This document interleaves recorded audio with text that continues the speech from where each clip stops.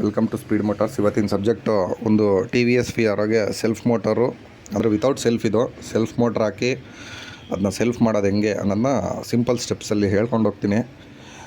ಬನ್ನಿ ವಿಡಿಯೋ ಒಳಗೆ ಹೋಗೋಣ.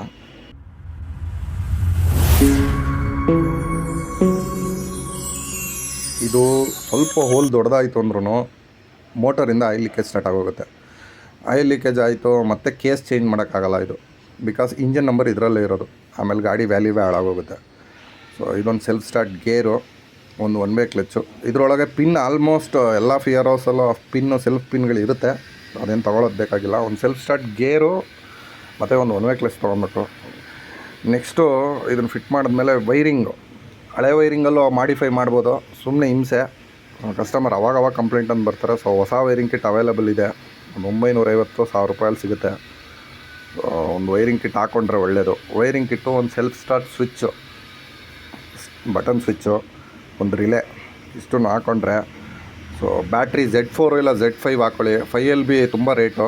ಸೊ ನೋಡಿ, ಅದೇ ಬ್ಯಾಟ್ರಿ ಬಾಕ್ಸ್ನೇ ಕಟ್ ಮಾಡಿ ಅಲ್ಲೇ ಆರಾಮಾಗಿ ಕೂತ್ಕೊಳ್ಳುತ್ತೆ, ಏನು ತೊಂದರೆ ಇಲ್ಲ.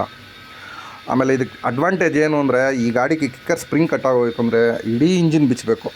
ಇಡೀ ಇಂಜಿನ್ ಬಿಚ್ಚೋದ್ರಿಂದ ಅರೌಂಡ್ 4000 ರೂಪಾಯಿ ಖರ್ಚಾಗುತ್ತೆ ಕಸ್ಟಮರ್ಗೆ. So one time investment. Self ಮಾಡ್ಕೊಂಬಿಟ್ರೆ ಸೊ ಕಿಕ್ಕರ್ ಸ್ಪ್ರಿಂಗು ಸೇಫಾಗಿರುತ್ತೆ. ಇಂಜನ್ ಒಳಗಡೆ ಇರುತ್ತೆ ಇದು ಕಿಕ್ಕರ್ ಸ್ಪ್ರಿಂಗು. ಸೊ ಮತ್ತು ಗ್ಯಾಸ್ಕೆಟ್ಟು, ಪ್ಯಾಕಿಂಗ್ ಕಿಟ್ಟು ಎಲ್ಲನೂ ಹಾಕಬೇಕು. ಸೊ ಅದರಿಂದ ಸೆಲ್ಫ್ ಮಾಡಿ ಕಸ್ಟಮರು 2 ಸತಿ ಕಿಕ್ಕರ್ ಸ್ಪ್ರಿಂಗ್ ಹಾಕಿದ್ರು, ಅದರಿಂದ ಆಗಲಿಲ್ಲ. ಸೊ ನೋಡಿ, ಈಗ ಸೆಲ್ಫ್ ಮಾಡ್ತೀನಿ.